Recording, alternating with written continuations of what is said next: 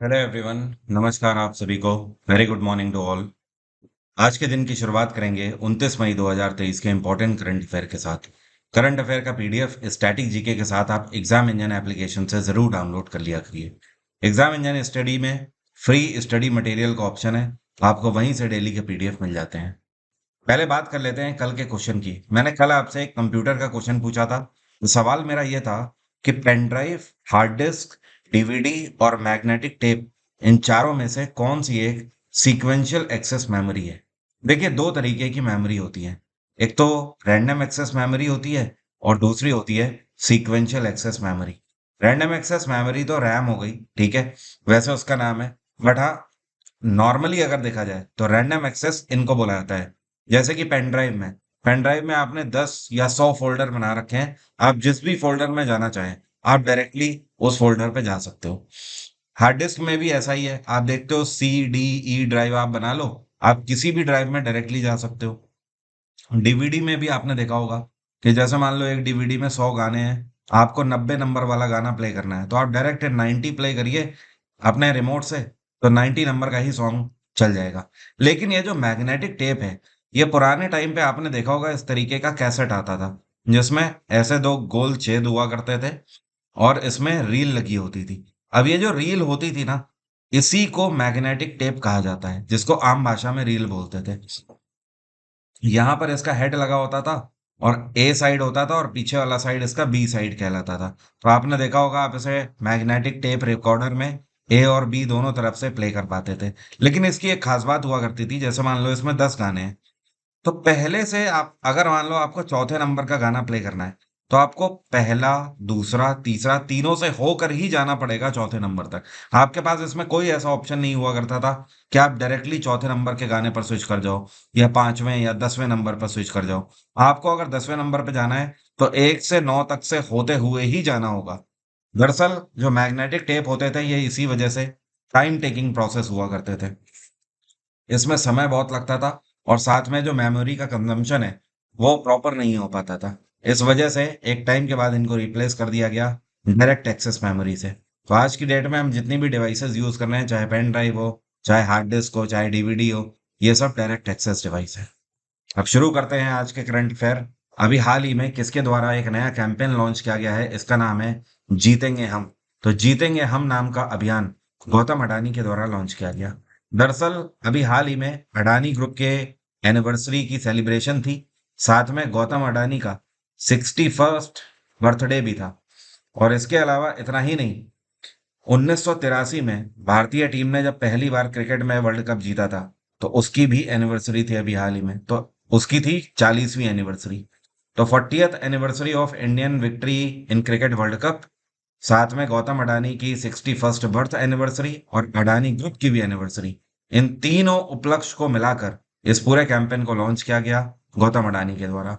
और इसमें लोगों को यह बताने की कोशिश करी गई कि हमें आने वाले टूर्नामेंट्स के लिए अपनी क्रिकेट टीम के ऊपर फेथ रखना चाहिए। हमारी क्रिकेट टीम के अंदर वो एबिलिटी है, वो विक्टोरियस जज्बा है, जो कि आने वाले टाइम में और भी बहुत सारे कप लाने वाले हैं।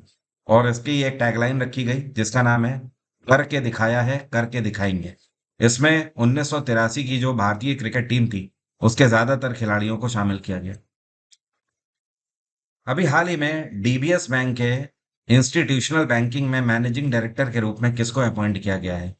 तो डीबीएस बैंक, जिसको बोलते हैं डेवलपमेंट बैंक ऑफ सिंगापुर, इसके नए मैनेजिंग डायरेक्टर के रूप में रजत वर्मा को अपॉइंट किया गया है। अब रजत वर्मा ने किसकी जगह ली है, तो इन्होंने नीरज मित्तल की जगह ली है, ये रिटायर हो गए हैं, ठीक है। रजत वर्मा इससे पहले एचएसबीसी बैंक में मैनेजिंग डायरेक्टर के रूप में कार्यरत थे।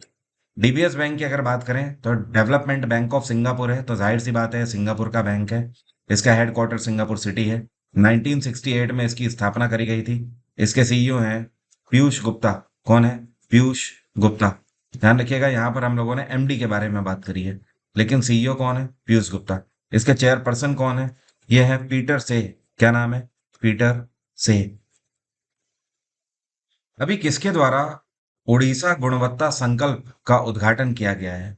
और ये जो उड़ीसा गुणवत्ता संकल्प है, इसको लॉन्च किया गया क्यूसीआई और उड़ीसा गवर्नमेंट दोनों के ने एक साथ मिलकर। यहाँ पर क्यूसीआई का मतलब है क्वालिटी काउंसिल ऑफ इंडिया, और उड़ीसा में नवीन पटनायक की सरकार है, ये तो आपको पता ही है। तो दोनों ने मिलकर इस इवेंट को लॉन्च किया, गुणवत्ता संकल्प। अब इसका मेन उद्देश्य क्या है समझिए। इसका मेन उद्देश्य है कि उड़ीसा के अंदर चाहे किसी भी तरीके की इंडस्ट्री हो, चाहे फूड इंडस्ट्री हो, चाहे टेक्सटाइल इंडस्ट्री हो, डेकोर आइटम बनाने की इंडस्ट्री हो, मतलब उड़ीसा के अंदर अगर कोई भी चीज बनाई जा रही है तो उसकी क्वालिटी बेस्ट होनी चाहिए, ये उसका मेन उद्देश्य है। तो उसके लिए उड़ीसा के अंदर कई सारे मानक बनाने का काम करेगा क्यूसीआई और उड़ीसा सरकार दोनों मिलकर। अब सवाल यह है कि इसका उद्घाटन किसके द्वारा किया गया। तो इसका उद्घाटन प्रदीप कुमार जीना और अनु गर्ग दोनों ने एक साथ मिलकर किया है। प्रदीप कुमार जीना कौन है? तो ये हैं चीफ सेक्रेटरी उड़ीसा के, प्रदीप कुमार जीना। और साथ में जो आपको अनु गर्ग दिखाई दे रही हैं, ये डेवलपमेंट कमिश्नर हैं उड़ीसा के अंदर। अभी हाल ही में इंडियन मेडिकल एसोसिएशन के द्वारा मेडिकल के क्षेत्र में उत्कृष्ट कार्य करने के लिए किनको सम्मानित किया जा रहा है? Category of community service award से। तो ध्यान रखिएगा, आईएमए के द्वारा सम्मानित किए जाएंगे के वेणुगोपाल, जो आपको पिक्चर में दिखाई दे रहे हैं। अब सवाल ये उठता है, ये है कौन? तो ये डॉक्टर हैं, और बेसिकली तो डॉक्टर हैं, और वैसे ही है केरल के अंदर जो जनरल हॉस्पिटल है अलप्पुझा का, वहां पर ये डायरेक्टर के रूप में कार्यरत हैं। तो मेडिकल के क्षेत्र में उत्कृष्ट कार्य करने के लिए, अपनी सेवाएं देने के लिए इंडियन मेडिकल एसोसिएशन ने इनको चुना है अपने अवार्ड के लिए। और ये अवार्ड इनको आने वाले 1 जुलाई को दिया जाएगा, 2 दिन के बाद मतलब, ठीक है। 1 जुलाई को क्यों दिया जाएगा? क्योंकि 1 जुलाई को डॉक्टर्स डे मनाया जाता है इस उपलक्ष्य में। बाकी इंडियन मेडिकल एसोसिएशन की स्थापना 1928 में करी गई थी। हेडक्वार्टर है इसका नए नई दिल्ली, और इसके प्रेसिडेंट हैं एसपी सिंह। कौन है? एसपी सिंह। ध्यान रखिएगा, कल के वीडियो में मैंने आपको बताया था प्रधानमंत्री नरेंद्र मोदी को इजिप्ट की तरफ से ऑर्डर ऑफ द नाइल से सम्मानित किया गया है, जो कि हाईएस्ट स्टेट ऑनर है इजिप्ट का। यह कौन सी राज्य सरकार है जिसने किसानों को फाइनेंशियल असिस्टेंस अभी हाल ही में प्रोवाइड किया है? क्योंकि खरीफ की फसल की शुरुआत हो गई है, सभी लोग धान की बुआई कर रहे हैं, और खरीफ की जितनी भी फसलें हैं वो सब बोई जा रही हैं। तो इस टाइम पर किसानों को पैसे की जरूरत होती है। तो किसानों को वित्तीय सहायता खरीफ की फसल के लिए रैतु बंधु योजना के अंतर्गत कौन सी राज्य सरकार ने प्रोवाइड करी है? तो यह है तेलंगाना में चंद्रशेखर राव की सरकार। और ये वही योजना है जिसके अंतर्गत तेलंगाना के अंदर ऐसे किसान जिनके पास 1 एकड़ से कम जमीन है, ठीक है, उन किसानों को 2-2 हजार करके 3 बार साल में वित्तीय सहायता दी जाती है। टोटल 6 हजार की वित्तीय सहायता दी जाती है। फिलहाल इसके लिए पूरे तेलंगाना के अंदर 22,55,000 किसानों को बेनिफिशियरी बनाया जाएगा। मतलब 22,55,000 किसानों के अकाउंट में पैसा डायरेक्टली भेजा जाएगा। और कितनी धनराशि आवंटित करी गई है? 640 करोड़ की धनराशि से इन सभी किसानों को फायदा हो। तेलंगाना में गवर्नर है तमिलसाई सुंदरराजन। तमिलनाडु में एमके स्टालिन की सरकार है। केरल में पिनाराय विजयन है मुख्यमंत्री। और उड़ीसा में नवीन पटनायक की सरकार है।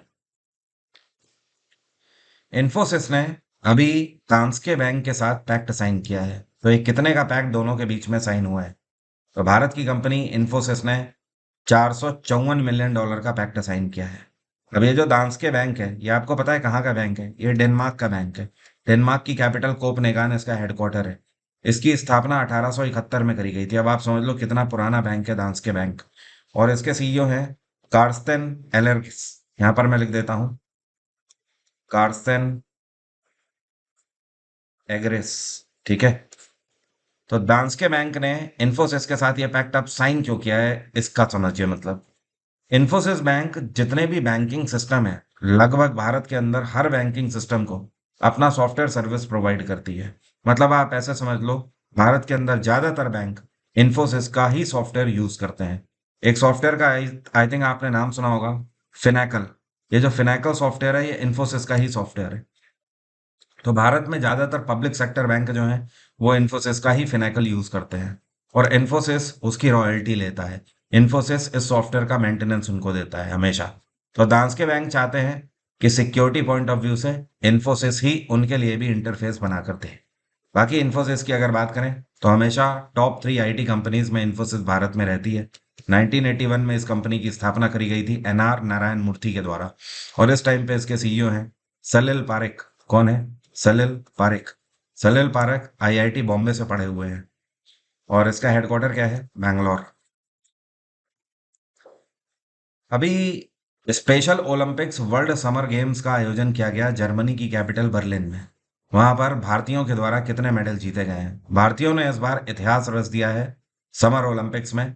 इस बार भारतीयों ने रिकॉर्ड तोड़ 202 मेडल जीते हैं। 202 मेडल में अगर देखा जाए तो इसमें से 76 गोल्ड मेडल जीते हैं, 75 सिल्वर मेडल जीते गए हैं और 51 इसमें कांस्य पदक मतलब ब्रोंज मेडल जीते गए हैं। ठीक है, तो टोटल कितने हो गए? 75 75 150, इधर 52, 202, 202 टोटल मेडल जीते हैं। 198 भारतीय एथलीट्स ने यहाँ पर हिस्सा लिया था और 57 कोच भारत की तरफ से गए थे उनके लिए। 198 एथलीट्स ने 16 स्पोर्ट्स में हिस्सा लिया था इसमें। और इस टाइम पर स्पेशल ओलंपिक भारत के चेयरपर्सन कौन है? डॉक्टर मल्लिका नड्डा। क्या नाम है? डॉक्टर मल्लिका नड्डा। ये चेयरपर्सन है ओलंपिक्स भारत की। एस&पी ग्लोबल रेटिंग एजेंसी है जो, इन्होंने साल 2022 के लिए भारत का जीडीपी ग्रोथ कितना प्रिडिक्ट किया है? तो इन्होंने 6% का प्रिडिक्शन दिया है एस&पी ने। इसके अलावा ध्यान रखिएगा, अभी कुछ टाइम पहले आईएमएफ ने कितना प्रिडिक्शन दिया था? आईएमएफ ने प्रिडिक्शन 5.9% का दिया था, काफी क्लोज है। बाकी आरबीआई का आपको ध्यान रखना होगा, आरबीआई ने 6.5% का प्रिडिक्शन दिया है। वर्ल्ड बैंक की अगर बात करें तो इन्होंने 6.3% का प्रिडिक्शन दिया है। एसबीआई ने कुछ ज़्यादा ही दे दिया है प्रिडिक्शन, एसबीआई का कहना है ये 6.7% रहेगा। ठीक है, तो फिलहाल एसएनपी का आपको ध्यान रखना है, एसएनपी का कहना है 6% रहेगा। ठीक है, अभी हाल ही में किसके द्वारा नई सीएसआर गाइडलाइंस लॉन्च करी गई हैं जिसका नाम रखा गया है सागर सामाजिक सहयोग, और यह भारत के पोर्ट्स के लिए लॉन्च करी गई है। तो ports and waterways minister Sarbananda Sonowal के द्वारा इसको लॉन्च किया गया है। अब सागर सामाजिक सहयोग है क्या, इसका मतलब समझिए। देखिए, इसका सीधा सा मतलब यह है कि पोर्ट्स को एक गाइडलाइन दी जा रही है और वो पोर्ट्स अपनी इनकम का कुछ प्रतिशत अपने पोर्ट्स को उन गाइडलाइंस के अंतर्गत लाने के लिए और बेहतर बनाने के लिए खर्चा करेंगे। जैसे एग्जाम्पल के तौर पर इसमें गाइडलाइन बनाई गई है, ऐसे पोर्ट्स भारत के जिनका नेट प्रॉफिट 100 करोड़ से कम है, ठीक है, 100 करोड़ से कम है जिनका प्रॉफिट, तो इस केस में वो 3 से 5%, 3 to 5% अपने नेट प्रॉफिट का खर्च कर सकते हैं अपने पोर्ट्स को बेहतर बनाने के लिए उनके इंफ्रास्ट्रक्चर के ऊपर।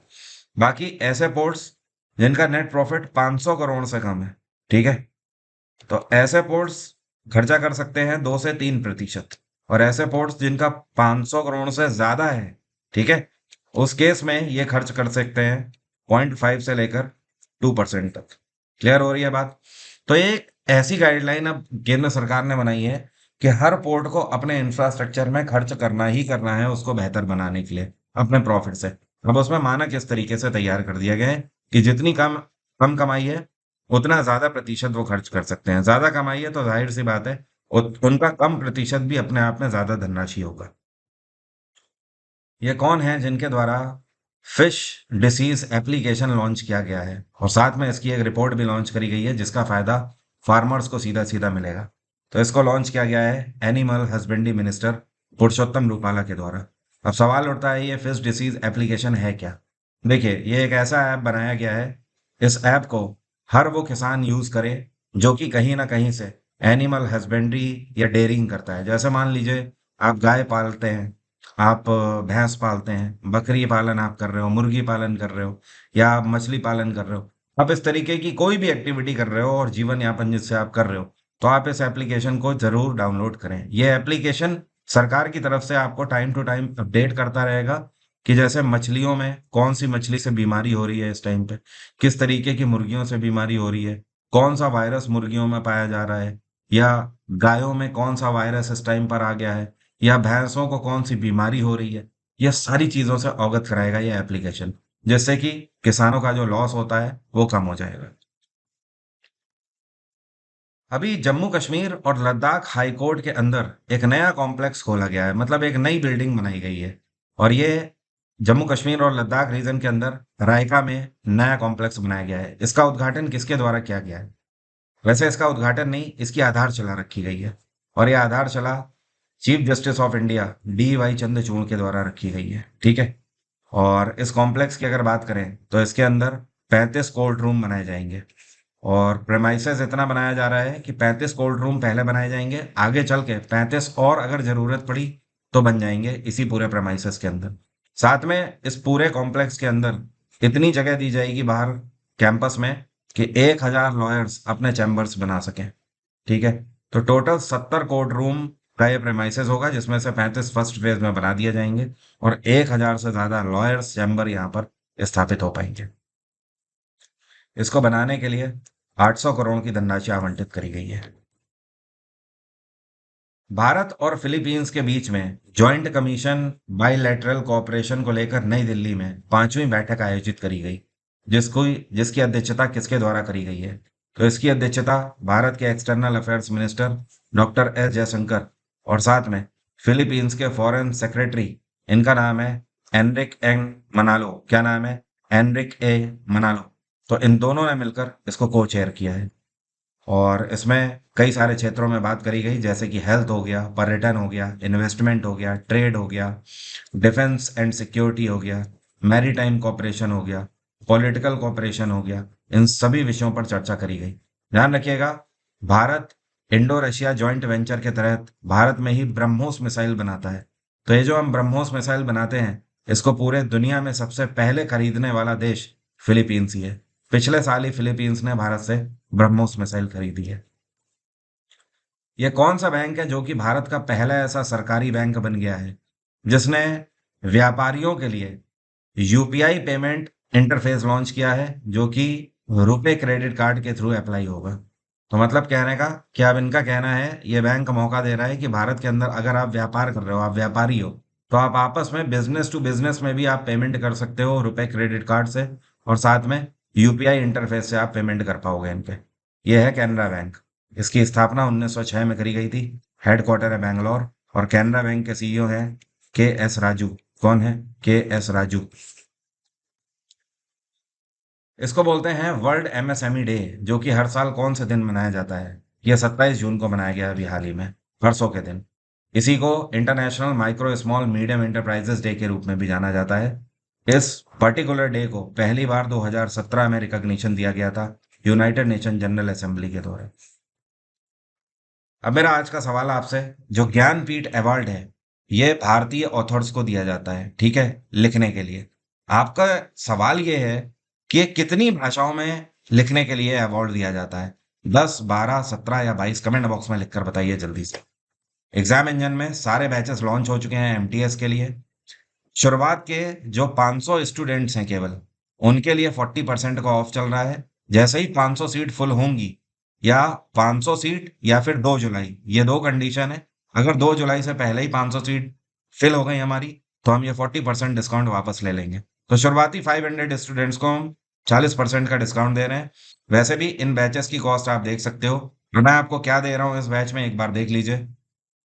जीएस जीके का जो मैं आपको रिकॉर्डेड बैच पूरा दे रहा हूँ, इसमें आपकी पूरा सब कुछ एमटीएस के पॉइंट ऑफ व्यू से कवर है। पहली चीज तो history, polity, geography, science, economics. इसके अलावा कंप्यूटर की क्लासेस फ्री ऑफ कॉस्ट यहाँ पर अवेलेबल हैं। साथ में 19 क्लासेस मैं आपको यहाँ पर दे रहा हूँ पीवाईक्यूज की प्रैक्टिस की, जो कि पिछले 5 सालों में क्वेश्चन आपसे पूछे गए हैं।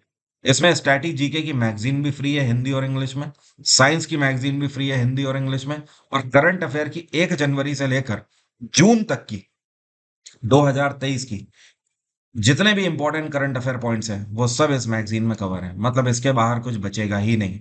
12,523 वैकेंसी हैं इस बार। आपके पास मौका है, जाने मत दीजिए, क्योंकि अगले साल 2024 में इलेक्शन है। उसके बाद क्या होगा क्या नहीं होगा किसी को नहीं पता, लेकिन फिलहाल इस टाइम पे इतना हम सभी को जरूर पता है कि वैकेंसी जल्दी जल्दी आ रही हैं और क्लियर भी हो रही हैं। मौका छोड़ना नहीं है, चौका जरूर मारना है, क्योंकि आगे मिले या ना मिले, भविष्य में मौके वैसे ही हम लोगों को कम मिलते हैं, क्योंकि हम मिडिल क्लास से बिलोंग करते हैं। तो जितने मौके मिले उन्हें हमें भुला नेले में ही भलाई है।